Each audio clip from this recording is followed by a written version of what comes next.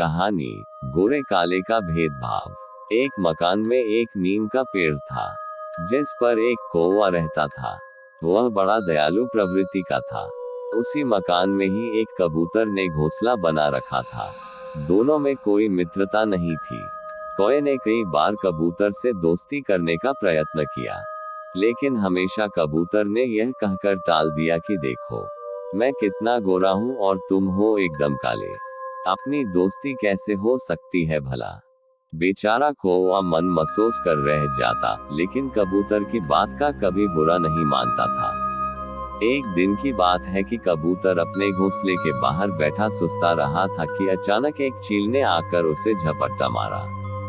कबूतर किसी तरह से चील से तो बच गया, लेकिन घायल होकर बेहोश हो गया।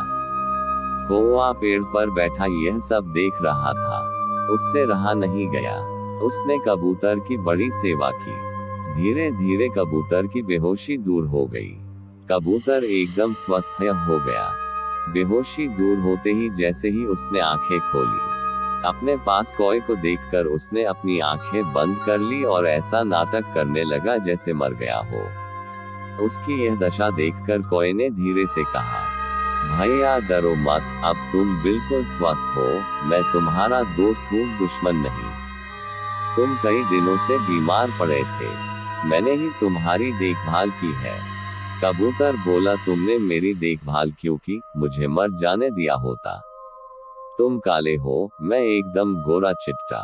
अपना साथ कैसे हो सकता है भला।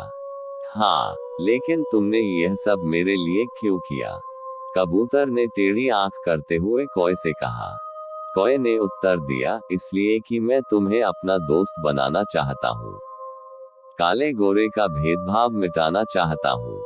कौवे ने कबूतर को समझाते हुए कहा, भैया बात यह है कि हमारा रंग अलग अलग है, जाति धर्म सब अलग अलग है, लेकिन हमारा दोनों का दिल तो एक ही तरह धड़कता है। खून का रंग एक जैसा है।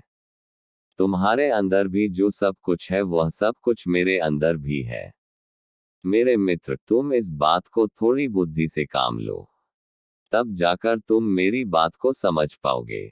फिर तुम्हें यह काले गोरे का भेदभाव नहीं दिखेगा।